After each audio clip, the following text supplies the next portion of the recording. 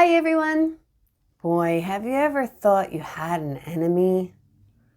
That's uncomfortable, isn't it? Never feels good. What can you do? Can you make it better? Or do you just give up and move on? I don't know. Friendship means a lot of things. And if someone was that close to you that you thought you became enemies, maybe there was something good about it in the very beginning. Makes me want to think about that a little bit. And maybe that's how we just start the conversation about what to do with friends when it just doesn't go right. Give up? Move on? Sometimes you might choose to do that. But sometimes there might be something we can do. Hey, let's go on a learning adventure together. And don't forget to like and subscribe and keep coming back so we can get this conversation started and talk about things that sometimes people just don't really talk about. And I think we should. Well, this book, Enemy Pie, was written by Derek Munson and illustrated by Tara Callahan King. And I went to my local library. Maybe you could go to your school media center and look for this book as well and start your own book club with your friends or your trusted adult and just find out what it means and what does it look like to me or how does that feel? Sometimes we just need to talk. And hey, if you want to purchase this book, maybe go to a local bookstore, or you can always purchase it online. And I'll actually have a link in my description for you to find that book and many of the other books that I've read or will be reading when you come back on these learning adventures with me. Well, let's get ready to find out, how do you make an enemy pie? I've heard about a pizza pie, which I happen to love, but an enemy pie? I wonder if it's going to taste bitter. I don't know, but let's get ready to hear this story. Enemy Pie. Ooh, I like this print. Oh, so it looks like maybe they were friends, like I was saying. It should have been a perfect summer. My dad helped me build a tree house in our backyard. My sister was at camp for 3 whole weeks. And I was on the best baseball team in town. It should have been a perfect summer, but it wasn't. Wonder what happened. It was all good until Jeremy Ross moved into the neighborhood, right next door to my best friend Stanley. I did not like Jeremy Ross. He laughed at me when he struck me out in the baseball game. He had a party on his trampoline and I wasn't even invited. But my best friend Stanley was. Jeremy Ross was the one and only person on my enemy list. I never even had an enemy list until he moved into the neighborhood. But as soon as he came along, I needed one. I hung it up in my treehouse where Jeremy Ross was not allowed to go. Yikes. Dad understood stuff like enemies. He told me that when he was my age, he had enemies too. But he knew of a way to get rid of them. I asked him to tell me how. Ooh, I hope this goes better than it sounds right now. Tell me how. I'll show you how, he said. Oh, tell you how? I'll show you how, he said. He pulled a really old recipe book off the kitchen shelf. Inside, there was a worn-out scrap of paper with faded writing. Dad held it up and squinted at it. Enemy pie. he said, satisfied. Looks like Dad had a recipe of how to handle with enemies.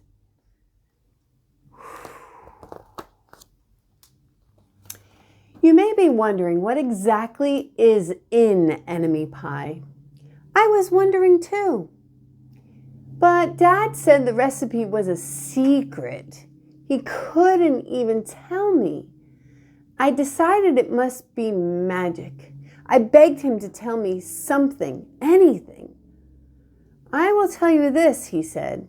Enemy pie is the fastest known way to get rid of enemies. Now, of course, this got my mind working. What kinds of things, disgusting things, would I put into a pie for an enemy? I brought Dad some weeds from the garden, but he just shook his head. I brought him earthworms and rocks, but he didn't think he'd need those. I gave him the gum I had been chewing on all morning. He gave it right back to me. Well, this is weird. I thought those were some things that enemies might not like. I went out to play alone. I shot baskets until the ball got stuck on the roof. I threw a boomerang that never came back to me. And all the while, I listened to the sounds of my dad chopping and stirring and blending the ingredients of enemy pie. This could be a great summer after all. Enemy pie was going to be awful. I tried to imagine how horrible it must smell, or worse yet, what it could look like. But when I was in the backyard looking for ladybugs, I smelled something really, really, really good. And as far as I could tell, it was coming from our kitchen. I was a bit confused. I guess so. He was thinking enemy pie would be like the most horrible, disgusting thing you would ever want to give to your enemy. But it smelled really, really, really good.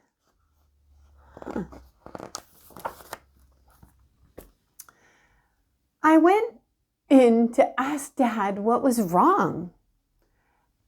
Enemy pie shouldn't smell this good. But Dad was smart. If enemy pie smelled bad, your enemy would never eat it, he said. Aha! I could tell he'd made enemy pie before. That's an interesting idea. Maybe Dad is on to something. The buzzer rang and Dad put on the oven mitts and pulled the pie out of the oven. It looked like a plain old pie. It looked good enough to eat. I was catching on. But still, I wasn't really sure how this enemy pie worked. I mean, what exactly did it do to enemies? Maybe it made their hair fall out? Or their breath stinky? Maybe it made bullies cry. I asked Dad, but he was no help. He wouldn't tell me a thing. But while the pie cooked, he filled me in on my job. Now he had a job to do. This is getting interesting. Definitely not the way I thought this was going to go. He talked quietly. There is one part of enemy pie that I can't do. In order for it to work, you need to spend a day with your enemy. Even worse, you have to be nice to him. It's not easy. But that's the only way that enemy pie can work. Are you sure you want to go through with that? Of course I was. It sounded horrible. It was scary, but it was worth a try. All I had to do was spend one day with Jeremy Ross, then he'd be out of my hair for the rest of my life. I rode my bike to his house and knocked on the door. Oh boy, this is going weird. Huh. But he went over there and he knocked on the door. When Jeremy opened the door, he seemed surprised. He stood on the other side of the screen door and looked at me, waiting for me to say something. I was nervous. "Can you play?" I asked. He looked confused. I'll go ask my mom," he said. He came back with his shoes in his hand. His mom walked around the corner to say hello. "You boys stay out of trouble," she said, smiling. Jeremy didn't know what was coming, did he? Or maybe Jeremy didn't know that something was even wrong. Well, here we go. Let's see how this enemy pie works anyway.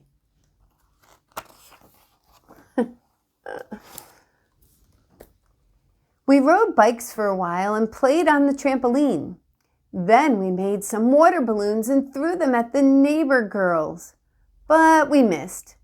Jeremy's mom made us lunch.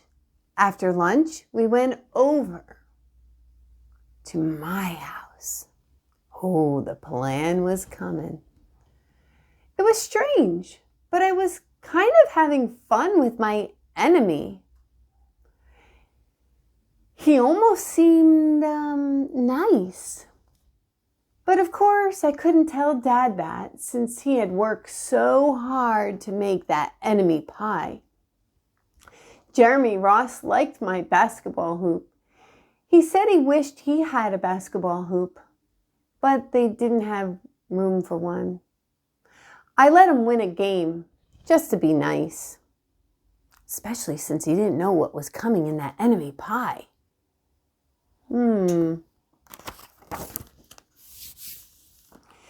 Jeremy Ross knew how to throw a boomerang. He threw it and it came right back to him. I threw it and went over my house and into the backyard. Then we climbed over the fence to find it. The first thing Jeremy noticed was my treehouse. The treehouse. My treehouse was my treehouse. It was the boss. I was the boss, not the treehouse. Oops. If my sister wanted in, I didn't have to let her. If my dad wanted in, I didn't have to let him. And if Jeremy wanted in, "Can we go in?" he asked. I knew he was going to ask that. But he was the top person, the only person on my enemy list. Remember that? And enemies aren't allowed in my treehouse. But he did teach me how to throw the boomerang. And he did have me over for lunch, and he did let me play on his trampoline. He wasn't being a very good enemy. "Okay," I said, "but hold on." Why do you think he told him to hold on? Oh, the enemy list. I climbed up ahead of him and tore the enemy list off the wall. Whew. I had a checkerboard and some cards in the treehouse, and we played games until my dad called us down for dinner. We pretended we didn't hear him, and he came out to get us. We tried to hide from him, but somehow he found us.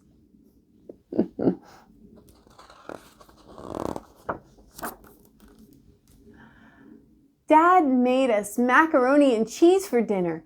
My favorite! It was Jeremy's favorite too. Maybe Jeremy Ross wasn't so bad after all.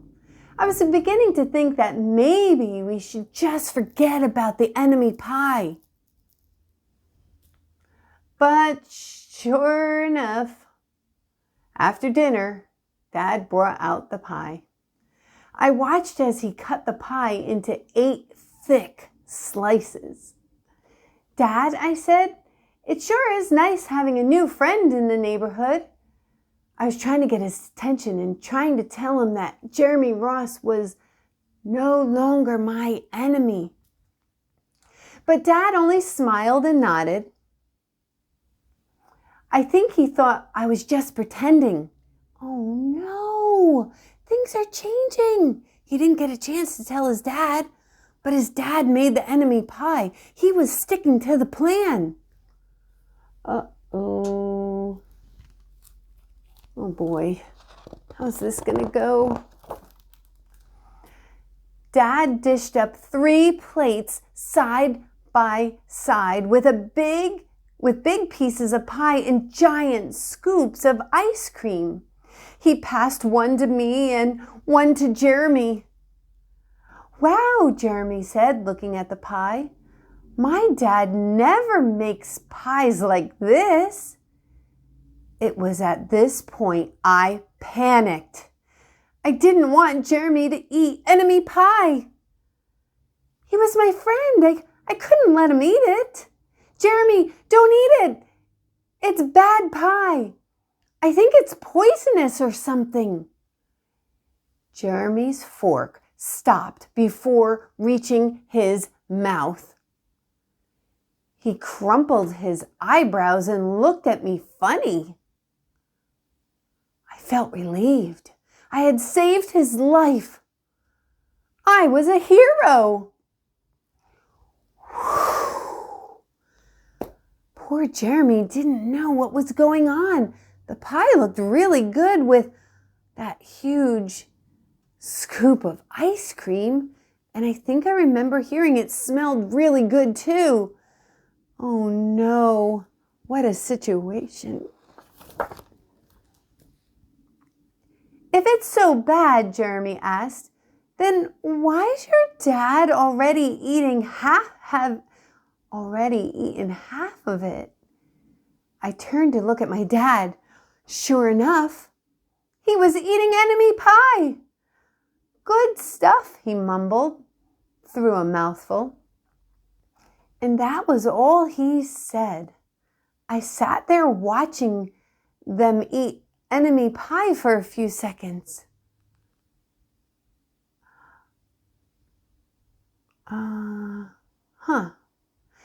Dad was laughing and Jeremy was happily eating.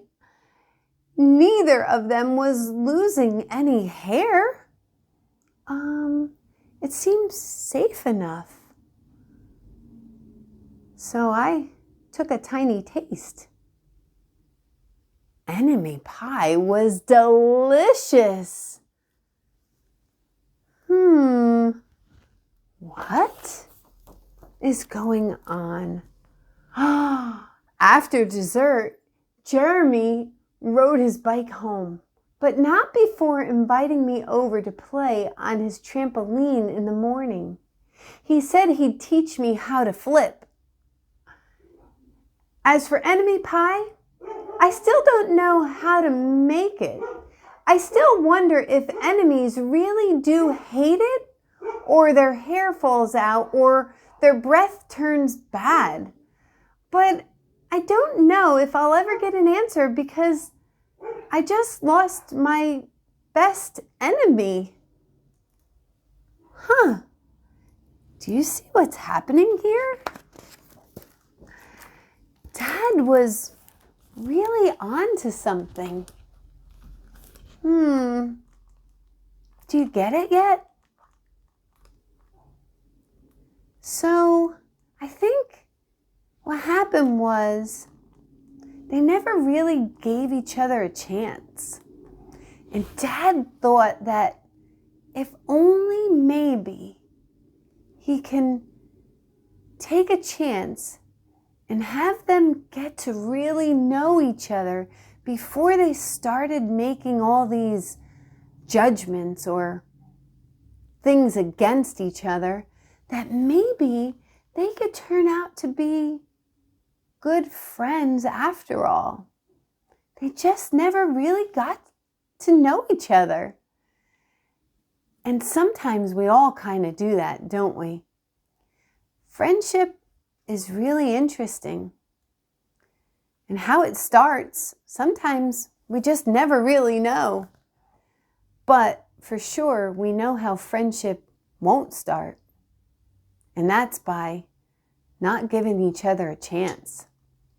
And just maybe making things up about each other that really probably weren't true to begin with.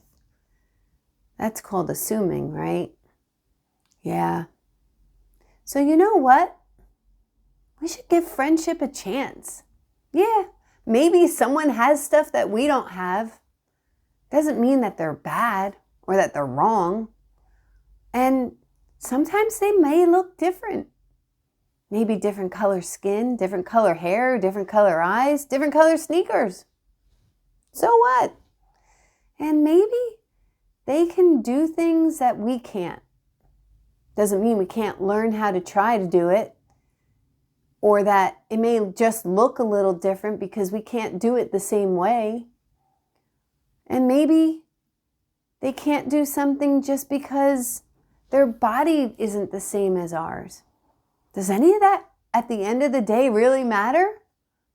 Not really. Let's find a way. Let's find a way to be friends. And it doesn't mean that you have to be best friends or that you'll be best friends for life. But boy, it really makes a difference when you give it a try. And I hope that this book showed you something. Maybe we all need to sit down with some enemy pie and realize that the only enemy was us keeping ourselves from learning how to be a good friend. Give it a try. Let me know how it goes. Hey, don't forget to come back again and we'll be friends and we'll go on some learning adventures like this one, or maybe some other ones we have over here waiting for us. Have a great week and, well, learn to be a good friend. The world needs you. We need you. See ya.